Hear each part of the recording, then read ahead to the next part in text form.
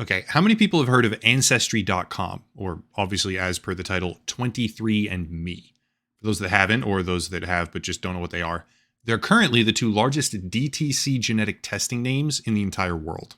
DTC, or direct to consumer genetic testing, is basically the process of mailing a kit to your home, letting you spit in a tube, and then showing you all sorts of things about your DNA, such as predisposition for certain cancers, heritage, genetic profile, and even things like reconnecting with long lost relatives who were also in their database. It was actually a pretty big fad back in the early 2000s, but over the years since, it's also become somewhat controversial. Yeah, it turns out this kind of testing is basically a super advanced paternity test on top of everything else, which led to a lot of people accidentally discovering things that they really wish they hadn't known, like parents not being their real parents, or siblings that somebody was never told about, if you get my meaning, which is a whole issue by itself. But despite that sort of danger, the novelty of having an in-depth look at your genetic code can be a pretty alluring concept, and it turns out there's a pretty substantial market for it. According to the American Medical Association, roughly 100 million people have taken these tests so far, and that was back in 2021. The market as a whole is projected to be worth well over $8 billion by 2033, and the number of possible applications for this type of data itself are enormous. So what could possibly go wrong? Well, that's a question best directed towards 23andMe, the holding company, because it turns out quite a lot can go wrong, leaving a once $6 billion Silicon Valley darling unicorn startup business to crash and burn completely, which is precisely what has now happened. Let's dive in. 23andMe was originally founded in 2006 by three separate people. Anne Wojcicki, I think I'm saying that properly, Wojcicki, Paul Kusenza, and Linda Avey. There's not a whole lot about Paul Kusenza out there, so sorry, Paul, that's it for you. But the other two is where it gets interesting.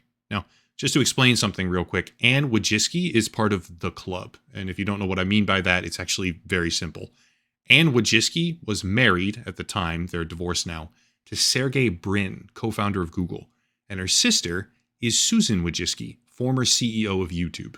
After the company was conceptualized and founded by Linda Avey, she was the original architect, Anne Wojcicki comes on board and starts amplifying the business as much as humanly possible. She was big on promotion and advertising, as far as I can tell. One of her chosen methods of doing that, so it seems, was by targeting a sort of high society demographic. And that's where we get things called spit parties, which is literally just a bunch of rich and famous people getting genetically tested together because it's a social fad, and they all know each other. In essence, 23andMe becomes a beacon of elitist socialite trends in the world of Hollywood, venture capital, and even government. If you want even more proof of this, here's a photo of Linda Avey, Anne Wojcicki, also her husband, obviously, Rupert Murdoch, and Harvey Weinstein. She was collecting spit samples for genetic testing at the World Economic Forum in Davos back then. Because I guess why wouldn't you be doing that when you're part of the rich people circle? And you have a trendy new service that tells people all about their DNA. Regardless, though, I do think it's fascinating that a company went around for quite some period of time targeting and collecting genetic information on all the world's most rich and powerful people. I bet there's another story there, but regardless, somewhere around 2009, according to various reports from the Wall Street Journal, Fortune, and other outlets, Anne Wojcicki decides, no, fuck you, I want to run the company, and convinces the board of directors to vote her partner and the original architect of that company, Linda Avey. She convinces the board of directors to vote her out. There's this whole press release where she emails people and says, Linda's going to go work on Alzheimer's research now, bye-bye. And sure enough, she takes full control.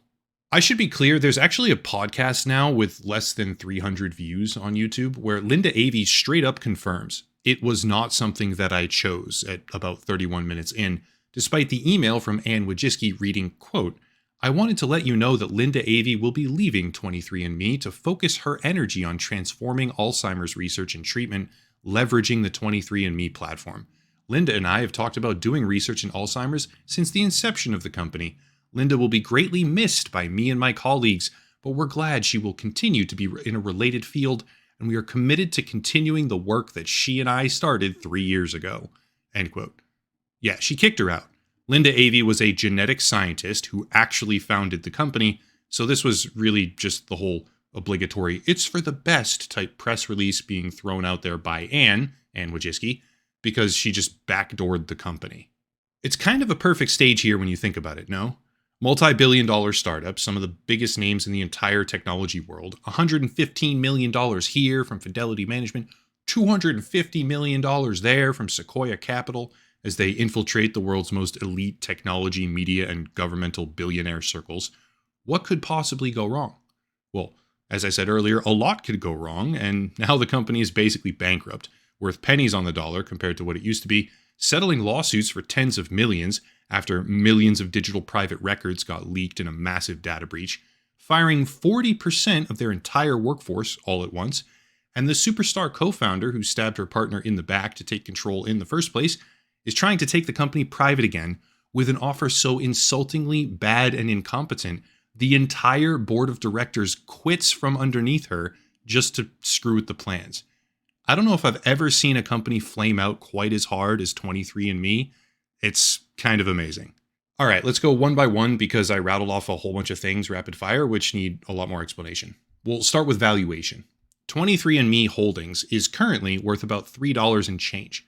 However, that valuation is based on a 20-to-1 reverse stock split, which happened in October of 2024. Basically, the literal exchange was about to delist them for failing as hard as they had been. This means that the real price is actually like 16 pennies compared to its original IPO, which happened at $10, by the way, thereby meaning that the stock is down something like 99% in total. Great job. Now, a stock move like that doesn't just happen for no reason, and a lot of it has to do with them not making enough money. People don't really come back and keep buying tests. It happens once, and then the customer is usually done for good. But another big reason is this, which is a class action lawsuit among many such lawsuits after the company suffered a 5-month-long sustained data breach, exposing the personal information of roughly 7 million people. As they say in the cybersecurity industry, breach happens, a colloquial term, but rather than taking any sort of accountability for that breach, 23andMe decided, let's blame the customers, and put out this statement right here about how the breach had happened. They claim it was purely the result of credential stuffing, which is where someone uses the same username and password that has already been breached on another platform prior to that, so they end up having their information stolen yet again. But if you actually read the lawsuit, you find things that very, very much contradict that notion. How about this? Quote, although defendants' public statements seem to lay the blame for the hack on its customers' reuse of previously hacked passwords, technology experts have indicated that the hack was due to a loophole in the company's web design. As one commentator noted, a researcher revealed that 23andMe had a significant loophole in its website design, allowing anyone to view a user's profile by entering a profile ID into the URL. As the commentator stated, this is a glaring oversight for a company dealing with such sensitive data. End quote. That seems like just a little bit more than your average credential stuffing attack, and the lawsuit ultimately ended with a $30 million settlement. It didn't go to trial, which isn't that much money, honestly, for a company like this. But when you consider the effect of a damaged reputation, which they absolutely suffered from in the aftermath, the cost gets a whole lot higher. Turns out that the threat actor who had done this, going by the alias Gollum on breach forums, had started explicitly leaking the private information of Jewish users in the aftermath of the October 7th tragedy, and then also Chinese users who were having their data deliberately packaged together and sold as a bundle on various black markets. Point being, data breaches have consequences, and the idea that 23andMe would then blame their own user base for what seems to be an egregious lack of basic security is kind of ridiculous. Still, there's quite a bit more to it, such as a couple months after they finally settled the data breach lawsuit, at least the most prominent one, they laid off 40% of their entire workforce, disbanded multiple programs, and began cost-cutting initiatives company-wide, because at this point they were just lighting all of their money on fire. Except, don't worry, it gets better, or I guess worse, because a company struggling this badly is ripe for a takeover, and that's precisely what Anne Wojcicki tried to do with a proposal to take the whole thing private in mid-2024. Actually, the timeline is kind of important here. She tried to buy the company in August of 2024, shortly before they paid out the massive data breach settlement, which was shortly before they laid off half the company. So she was effectively trying to buy the whole thing dirt cheap before some of the issues that crippled it even further. Except the price that she offered was 40 cents per share. The offer was so bad at the time that the board of directors came right out publicly and said, quote, "We are disappointed with the proposal for multiple reasons," end quote, giving her a 5-month timeline to update things, get better financing, and make a few changes. But 5 months later, because she didn't do any of those things, the entire board of directors resigned all at once. Keep in mind, we're talking about major people here, not random idealistic dreamers who just care about the customers and happen to be on the board. Example, Roloff Botha, D's nuts, was one of the board members who is a managing partner at Sequoia Capital, which is the same firm that previously invested tens, possibly hundreds of millions of dollars in this company, or Neil Mohan, who is the current CEO of YouTube. It's a big club and they all know each other, obviously. But apparently Anne Wojcicki isn't really in the club anymore. According to her first and I believe only on-record public interview with Fortune since all of this actually happened, she said things like, quote, "I've always said ever since the very beginning, I don't need to be in charge," end quote. But the dual structure of the shares, the fact that she has a controlling majority and literally kicked the real founder of the company out of it all the way back in the first few years, kind of suggests otherwise. At least, that's my opinion. Overall, there's blood in the water. The company has assets, but those assets are going to be the target of investor lawsuits now because the spectacular implosion of a once booming social trend is a carnival that just keeps on going. When a CEO cements her power, right, or herself in the power structure to such an immovable extreme that the rest of the entire leadership structure just up and quits, you know it's bad. And when we talk about that big club that we're not in, it seems to me like she was in it and she was married to someone big in it, but now they're basically kicking her out because she's losing everyone obscene amounts of money and won't stop fucking it up while making herself in charge of everything. That's my take. Either way, I actually think the company's baseline value is probably quite a bit higher than where it sits right now, considering the type of data that they have and also who they have that data for. But who knows? It's a stunning example of rise and fall for a darling Silicon Valley CEO and her social trend genetic testing service startup that was once making all of the headlines and getting all of the funding and making waves, and as everyone talked about it, even just a few years ago. But yeah, as per the title, the stunning downfall of 23andMe.